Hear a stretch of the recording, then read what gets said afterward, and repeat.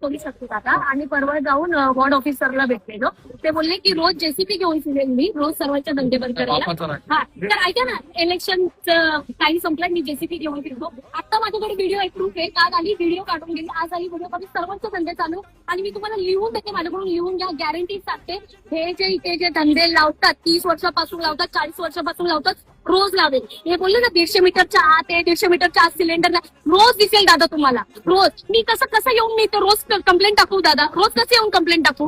हे सगळं खोटं आहे, हे सगळं खोटं. इथे जी आत पूर्ण मधुबन गल्ली, ही जी पूर्ण गल्ली, हे सगळं 150 मीटरच्या आत येते ना दादा, हे रोज लावतील, रोज लावतील. माझ्याकडून लिहून घ्या, नाही तर मी इथं आंदोलनाला बसते दादा. हे सगळं खोटं आहे. मी जेवढं सांगतो तेवढी सोपी प्रोसेस.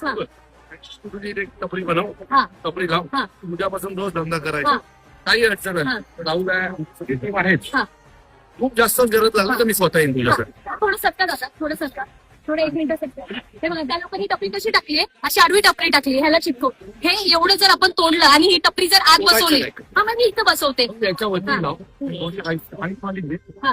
त्याच्यावरती लाव आणि एक माणूस इथं द्यायला ठेव. ठीक आहे, त्यांच्या कुठल्याही प्रॉपर्टीला हात लावायचा नाही, कुठलीही प्रॉपर्टी तोडायची नाही. जी आहे आता हा एवढा पॅच तर बिनकामाचा आहे, बरोबर आहे. बरोबर. एवढा पॅच मध्ये कशी काय बसवता येईल तेवढी बसवली. ठीक आहे, चालेल. बाकी आयुक्तांची साहेब बोलतो. ठीक आहे, चालेल जाऊ. चालेल. रडायचं नाही, रडून व्हिडिओ करायचे नाहीत.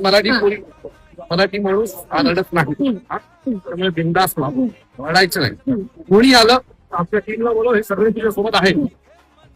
तरी काही अडचण सॉल्व्ह होत नाही असं वाटतं तर मला फोन करा, तर मला ठाण्यावर यायला अर्धा तास लागेल. अर्धा तास येईल, त्याच्या पुढे मला तुझा एकही रडतानाचा व्हिडिओ आला नाही पाहिजे.